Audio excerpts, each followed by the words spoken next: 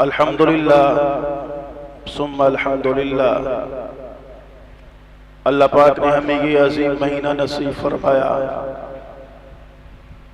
اور آج اس عظیم مہینے کے 18 دن مکمل ہونے کو ہے۔ پہلا عشرہ جو رحمت کا وہ مکمل ہو چکا، دوسرا عشرہ جسے رحمت کا عشرہ فرمایا گیا وہ بھی پورا ہونے کو ہے۔ اللہ سے دعا ہے کہ یہ ہمارے گزرے ہوئے دن اللہ کی بارگاہ میں قبول ہو جائیں، ہمارے روزے، ہماری تراویحاں، ہماری تلاوتیں، دیگر ٹوٹی پھوٹی جو عبادات ہم نے کی، اللہ اپنی بارگاہ میں ان کو قبول فرمائے، اور ان دنوں اور اس مہینے کے پانے پر اللہ نے جن انعامات کا وعدہ کیا ہے ان تمام انعامات سے ہم سب کو بہرور فرمائے۔ دوستو، جیسے ہی یہ عشرہ پورا ہوگا، اس عشرے کے بعد سب سے اہم اور سب سے قیمتی عشرہ جسے عتق من النار کہا گیا ہے وہ شروع ہو جائے گا۔ جیسے ہی عشرہ پورا ہوتا ہے، 20واں روزہ جب کھلتا ہے تو اللہ کے نبی صلی اللہ علیہ وسلم کی یہ عادت مبارکہ تھی کہ 20واں روزہ آپ مسجد میں کھولتے اور پھر 10 دن کا اعتکاف فرمایا کرتے تھے۔ جب سے اللہ کے نبی نے مکہ المکرم سے مدینہ طیبہ کی طرف ہجرت فرمائی، ہمیشہ آپ کا یہ معمول رہا ہے کہ رمضان المبارک کے آخری عشرے میں آپ اعتکاف فرمایا کرتے تھے، مسجد میں بیٹھ جایا کرتے تھے۔ اس لیے شریعت کی نظر میں رمضان المبارک کے آخری عشرہ میں اعتکاف سنت مؤکدہ علی الکفایہ، یعنی ہر وہ محلے کی مسجد جس میں اس ماہ مبارک کے آخری عشرہ میں کم از کم ایک شخص کا اعتکاف کرنا لازمی ہے۔ اگر کوئی شخص بھی مسجد میں آخری عشرے کا اعتکاف نہیں کرتا تو پورا محلہ گناہگار ہوگا اور اللہ کے عذاب کا مستحق ہو جائے گا، کیونکہ یہ عبادت سنت مؤکدہ علی الکفایہ ہے۔ اللہ کے نبی نے ہمیشہ کی ہے، سوائے جب فتح مکہ ہوا ہے اس سال آپ کا اعتکاف رہ گیا، پھر بھی اللہ کے نبی اگر رہ جاتا تو آئندہ سال اس کا ازالہ کرتے تھے، اس لیے آخری اعتکاف آپ نے 20 دنوں کا فرمایا ہے۔ تو آخری عشرے کا اعتکاف یہ سنت مؤکدہ علی الکفایہ ہے اور اس کی بڑی فضیلت ہے۔ فرمایا کہ جو اللہ کی رضا کے لیے اس ماہ مبارک کا آخری عشرہ اللہ کے گھر میں گزارتا ہے، اعتکاف میں بیٹھ جاتا ہے، اللہ کے گھر میں پڑاؤ ڈال لیتا ہے، اللہ اپنے اس بندے کو 2 مقبول حج اور 2 مقبول عمروں کا ثواب عطا فرماتے ہیں۔ اگر ہمت نہیں، وہاں جانے کی پیسہ نہیں، اسباب نہیں ہے تو کوئی بات نہیں، اللہ نے اور طرح کے بھی بہت سے پیکج دی ہیں۔ وہاں جانے کی خواہش ہے، تمنا ہے، آرزو ہے، نہیں جا سکتے، اللہ لے جائے، سب کو لے جائے، بار بار لے جائے، لیکن اگر ظاہری اسباب نہیں تو یہاں پر سیل لگ چکی ہے جنت کی کہ 2 اللہ حج اور 2 عمروں کا ثواب عطا فرمائیں گے اس شخص کو جو اللہ کی رضا کے لیے اس ماہ مبارک کے آخری عشرے میں اعتکاف میں بیٹھ جاتا ہے۔ آخری عشرہ اس کی عظمت بہت ہے، اس کی وجہ کہ اس آخری عشرے میں ایک ایسی رات ہے خیر من الف شہر، جو 1000 مہینوں کی عبادت سے افضل رات ہے۔ تو جو اعتکاف میں آ کے بیٹھ جاتا ہے اسے یہ رات ضرور نصیب ہو جاتی ہے۔ جو آخر میں آ کے اعتکاف میں بیٹھ جاتا ہے اسے یہ رات ضرور نصیب ہو جاتی ہے، اور پھر معتکف جو ہوتا ہے، اعتکاف کرنے والا، وہ اللہ کا مہمان ہوتا ہے، اللہ کے گھر میں آ جاتا ہے، اللہ کے در پہ آ جاتا ہے، اور کوئی عام آدمی بھی اگر اس کے گھر کوئی مہمان آ جائے تو وہ اس کا بھرپور عزت اکرام اور توقیر اور احترام کرتا ہے، اس کا خیال کرتا ہے، تو اللہ اپنے اس مہمان بندے کا کیسے خیال نہیں فرمائے گا؟ تو اس لیے بخشش کا بہانہ ہے، مغفرت کا ذریعہ اور سبب ہے اعتکاف میں بیٹھ جانا۔ بلکہ فرمایا، حضرت ابو ہریرہ فرماتے ہیں کہ مسجدوں کے اندر کچھ لوگ اوتاد ہوتے ہیں، اس امت میں کتب، ابدال، اوتاد ہوتے رہیں گے۔ یہ اس امت کی فضیلت ہے کہ اللہ کے ولی، بزرگ، اولیاء، علماء، مشائخ، کتب، ابدال وہ ہوتے رہیں گے۔ فرمایا جو اعتکاف میں آ کے بیٹھ جاتا ہے وہ اوتاد کی طرح ہے۔ اوتاد تک سے بنا ہے، اس کا معنی ہوتا ہے میخ کا کسی چیز میں گاڑ دینا، کیل کا ٹھونک دینا، یہ اوتاد ہے۔ تو گویا جو اعتکاف میں آتا ہے وہ اللہ کے گھر میں کیل کی طرح آ کے ٹھک جاتا ہے۔ اور فرمایا کہ اوتاد جنتی ہوا کرتے ہیں۔ ویسے ہی جو بندہ زیادہ وقت مسجد میں گزارتا ہے، فرمایا کل قیامت کے دن اللہ اسے اپنے عرش کا سایہ نصیب کرے گا۔ جب سخت کڑاکے کی دھوپ ہوگی، شدت کی گرمی اور حرارت ہوگی، اس وقت وہ شخص کہ جس کا دل اللہ کے گھر میں لگتا ہے، اپنا زیادہ وقت مسجد میں گزارتا ہے، اس عمل کی برکت سے اللہ اسے اپنے عرش کا سایہ نصیب فرمائے۔ اور فرمایا کہ مسجد یہ کوئی معمولی مقام نہیں ہے، یا حب البلاد ہے۔ فرمایا کہ روئے زمین پر ابغض البلاد، سب سے بری اور گندی جگہ وہ بازار ہے۔ اور فرمایا روئے زمین پر سب سے اچھی بڑھیا جگہ وہ مسجد ہے۔ تو جو مسجد میں آ جاتا ہے وہ سب سے اچھی جگہ کا انتخاب کرتا ہے۔ اس لیے فرمایا کہ جس شخص کو تم 5 وقت مسجد میں آتا جاتا دیکھو، کہ وہ 5 وقت مسجد میں آ رہا ہے، فجر میں آ رہا ہے، ظہر میں آ رہا ہے، عصر میں آ رہا ہے، مغرب میں آ رہا ہے، عشاء میں آ رہا ہے، فرمایا اگر وہ مر جائے تو اس کے ایمان کی گواہی دے دو۔ اور چند لوگ مل کے اگر کوئی شخص مر گیا اس کے ایمان کی گواہی دے دے، اللہ ان کی گواہی پر اس کی بخشش فرما دیتے ہیں۔ کتنا بڑا عمل ہے۔ اس لیے کوشش کرنی چاہیے کہ اس آخری عشرے کے اندر اعتکاف کر لیا جائے۔ جس طرح مردوں کا اعتکاف ہے اسی طرح عورتوں کا بھی اعتکاف ہے۔ مرد کا اعتکاف یہ ہے کہ وہ مسجد میں بیٹھے، اس کی شرطیں ہیں کہ 20واں روزہ اس نے نیت کے ساتھ، اعتکاف کی نیت کے ساتھ مسجد میں کھولنا ہے، اور پھر بغیر ضرورت طبیعہ اور شریعہ کے مسجد سے باہر نہیں نکلنا۔ وضو کے لیے آ سکتا ہے، اگر غسل فرض ہو گیا اس کے لیے آ سکتا ہے، بغیر ضرورت کے باہر نہ نکلے مسجد سے، اور پھر مسجد کے اندر اپنا وقت اللہ کے ذکر، اذکار، قرآن پاک کی تلاوت میں گزارے۔ اسی طرح خواتین کے لیے ہے کہ وہ اپنے گھر کے اندر کوئی حصہ، کوئی کونا، کوئی کمرہ مختص کر لیں کہ اس کے اندر ہم نے سنت اعتکاف کرنا ہے۔ تو وہ عورتیں بھی جو مختص کریں گی، جو کمرہ مختص کریں گی، اس کمرے میں 20واں روزہ آ کے کھولیں، یعنی غروب سے پہلے پہلے، 20 روزے کی غروب سے پہلے پہلے، افطار سے پہلے پہلے اعتکاف والی جگہ میں پہنچ جانا نیت کے ساتھ۔ تو یہ سنت اعتکاف ہوتا ہے۔ تو خواتین کو بھی ویسا اجر اور ثواب ہے جیسے مردوں کو ہے۔ اور پھر جو وہ حصہ کمرہ مختص کرنے خواتین وہاں سے بغیر ضرورت کے طبیعہ اور شریعہ کے باہر نہ نکلے، تو ان کا بھی یہ سنت اعتکاف ہوگا۔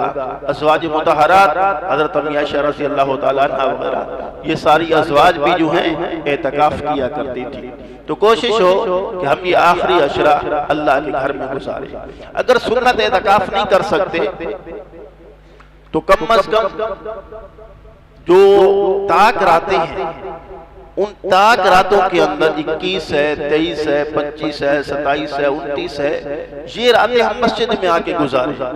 آتے ہی نفل اعتکاف ہوگا، جیسے ہی مسجد میں داخل ہوں کہ ہم اعتکاف کی نیت کرتے ہیں، پھر رات بھر رہیں، صبح پڑھیں، اشراق پڑھیں اور واپس چلے جائیں، تو یہ بھی نفلی اعتکاف ہے، اس پر بھی بڑی فضیلت ہے۔ اور اگر یہ بھی نہیں تو کم از کم جب بھی مسجد میں آئیں، جیسے ابھی جمعہ کے لیے آپ مسجد میں آئے، داخل ہوتے کہ اللہ جب تک میں مسجد میں ہوں اعتکاف کی نیت سے، جب تک آپ مسجد میں رہیں گے آپ کو اعتکاف کا ثواب ملتا رہے گا، باہر نکلیں گے آپ کا اعتکاف ختم ہو جائے گا۔ تو اعتکاف اللہ کے لیے ہوتا ہے کہ اللہ کے گھر بندہ پڑاؤ ڈال دے، اور پھر جو اللہ کے گھر میں پڑاؤ ڈال لیتا ہے اللہ اسے محروم نہیں فرماتے، کیونکہ یہ آخری عشرہ بڑا عظیم عشرہ ہے۔ جو میں نے سورت پڑھی سورت القدر، یہ اسی عشرے کے متعلق نازل کی گئی ہے کہ اِنَّا أَنزَلْنَاهُ فِي لَيْلَةِ الْقَدْرِ، اللہ نے اس قرآن کو لیلۃ القدر میں نازل فرمایا ہے، اور پھر فرمایا کہ وَمَا أَدْرَاكَ مَا لَيْلَةُ الْقَدْرِ، تمہیں کیا معلوم لیلۃ القدر کیا چیز ہے؟ اللہ خود فرما رہے ہیں تمہیں کیا معلوم کہ یہ لیلۃ القدر کیا چیز ہے؟ فرمایا لیلۃ القدر خیر من الف شہر، اللہ خود فرماتے ہیں کہ یہ لیلۃ القدر وہ عظیم رات ہے کہ جس میں ایک رات کی عبادت 1000 مہینوں کی عبادت سے افضل ہے، 1000 مہینوں کی عبادت سے افضل ہے۔ اصل میں رسول اللہ صلی اللہ علیہ وسلم نے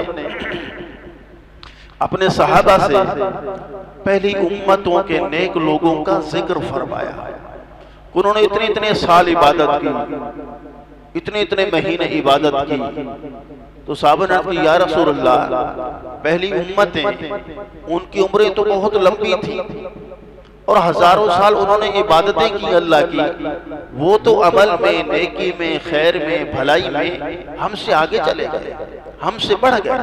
صحابہ تھے نا، ان کی نظر دنیا پہ نہیں ہوتی تھی، ان کی نظر آخرت پہ ہوتی تھی۔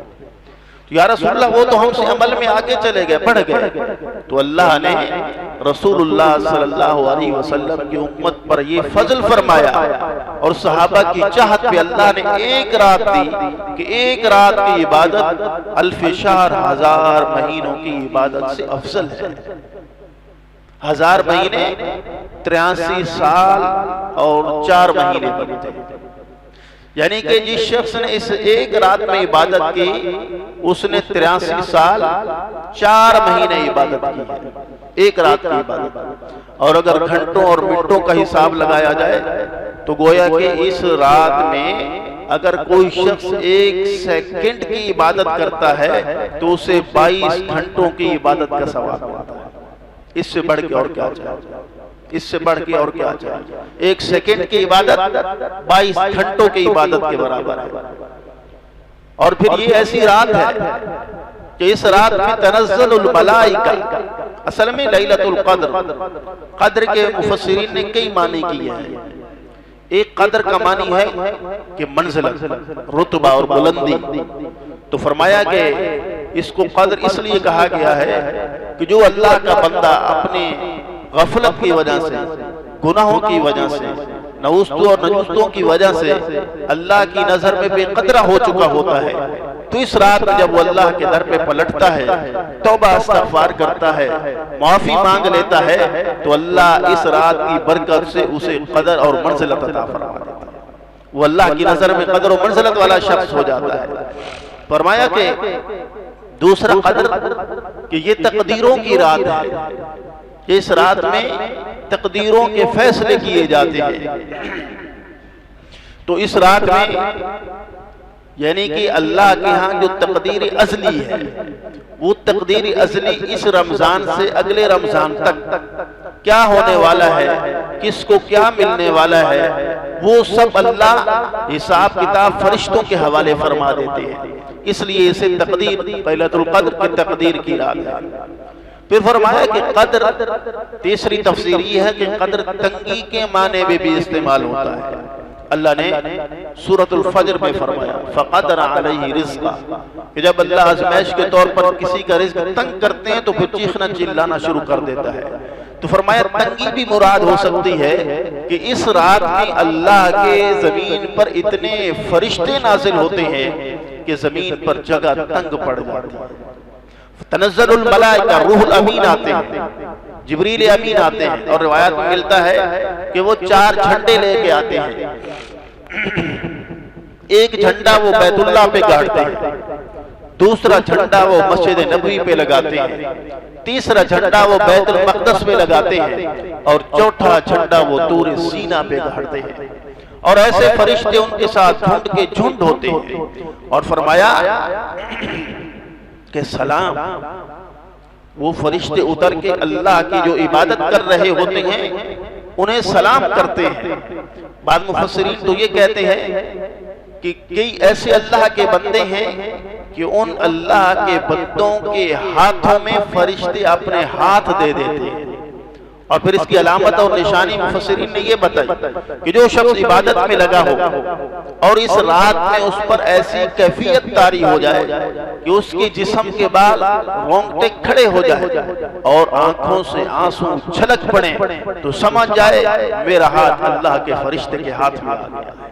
اللہ ہم سب کو نصیب فرمائے۔ تو یہ کثرت کے ساتھ اس رات کے اندر فرشتوں کا نزول ہوتا ہے۔ بڑی مبارک رات ہے، ایک رات کی عبادت 1000 مہینوں کی عبادت سے افضل ہے۔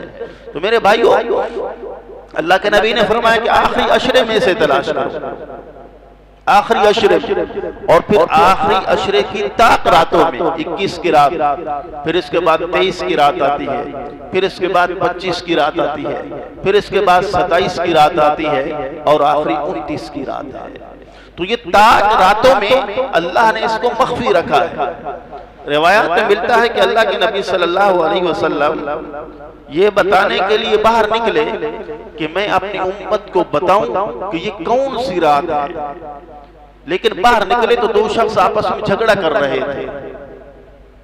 اللہ کے نبی نے جب دیکھا کہ 2 شخص آپس میں جھگڑا کر رہے ہیں تو اللہ نے یہ علم نبی علیہ السلام سے واپس لے لیا، آپ بھول گئے، محو کرا دیا گیا۔ نبی علیہ السلام نے فرمایا کہ ان کے جھگڑے کی نوست سے اتنا بڑا علم اللہ نے میرے سے واپس لے لیا۔